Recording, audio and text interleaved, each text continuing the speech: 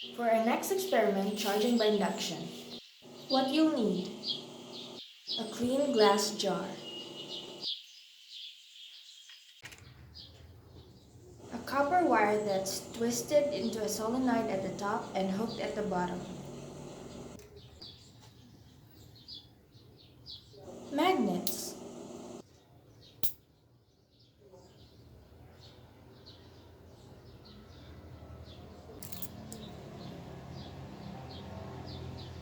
a piece of aluminum foil,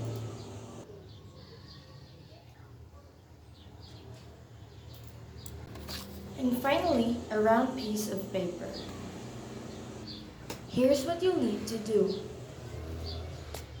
First, take your round piece of paper. This will use as a cover for your mechanism.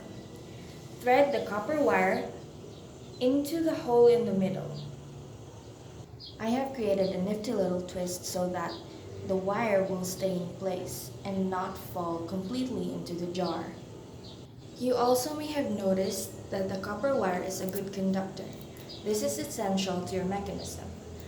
Now you are going to thread your little piece of aluminum foil into the hook at the bottom of the wire. This is what it should look like.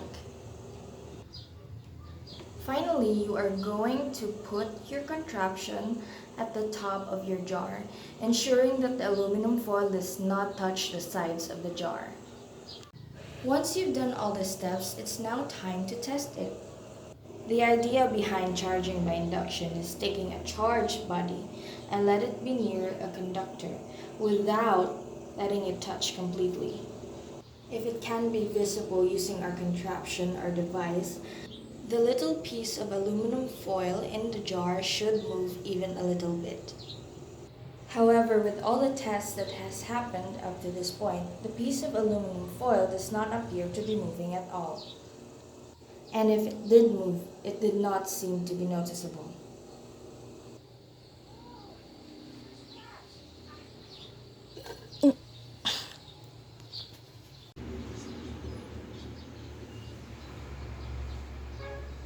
Now at the fourth test, the piece of foil still did not move.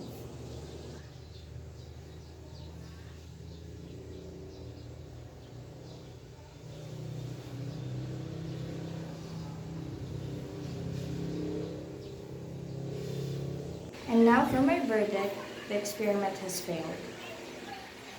However, since every material used in the experiment is charged, the lack of movement in the aluminum foil is not an indication of complete failure. The transfer of charges is just so faint that it isn't enough to move the aluminum foil.